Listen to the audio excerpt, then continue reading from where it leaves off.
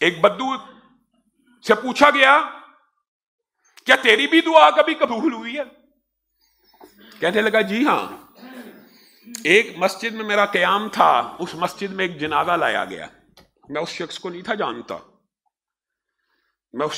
جانتا، نہ میں نے اس کی میت کا چہرہ دیکھا، میں نے اس کے جنازے میں شرکت کی، اس کے لیے مغفرت کی دعا کی، میرے دل میں یہ خیال اللہ نے ڈالا کہ اس کی تدفین میں بھی شامل ہو جا، ثواب ہوگا۔ آپ کو پتہ ہے 1 قرات کا ہوتا ہے جنازے میں شرکت کرنے کے لیے، 2 قرات دفن تک کوئی ساتھ چل پڑے۔ کہا تدفین کرنے کے بعد میرے منہ سے یہ الفاظ نکلے،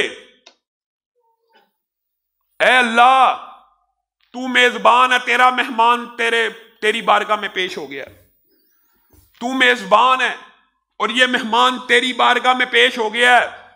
اور عربوں کی یہ عادت ہے کہ جب بھی کوئی مہمان ان کے گھر میں داخل ہو جائے تو اس کا اکرام کرتے ہیں، تو اکرم الاکرمین ہے، اے اللہ اس کا ایسا اکرام کری کہ اس کے گناہوں کو معاف کر دیں۔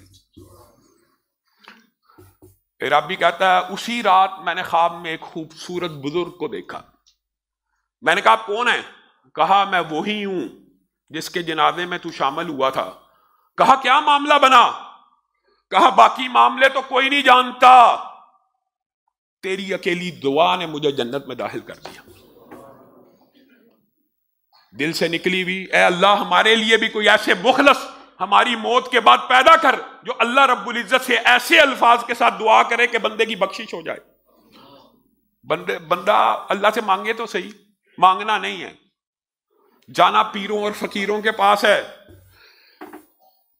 شارٹ کٹس لوگ پوچھتے ہیں مجھ سے، جی لوگ علامہ صاحب غامدی کے پیچھے کیوں چل رہے ہیں؟ اگر دین کی صحیح فہم آپ لوگوں کے پاس ہے تو مرزا کے پیچھے لوگ کیوں فالوورز ہیں؟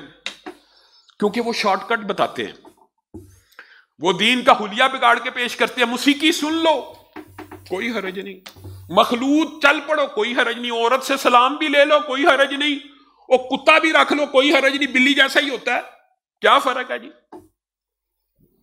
یہ شارٹ کٹس ہیں۔ ہم سے کوئی پوچھے گا تو ہم اسے بتائیں گے کہ جب تک آپ 5 وقت کی نماز ادا نہیں کریں گے آپ اسلام کے دائرے میں داخل نہیں۔ یہ لانگ ٹرم ہے، یہ مسئلہ لوگوں کو اٹریکٹ نہیں کرتا۔ یہ کتنی اٹریکشن ہے یار، جو جی چاہے کرو، 2 جی چاہے کرو، 2 دیگے دے دینا دربار پہ بخشے جاؤ گے۔ یہ شارٹ کٹس ہیں کہ نہیں؟ لوگ اس لیے ان چیزوں کی طرف متوجہ ہوتے ہیں۔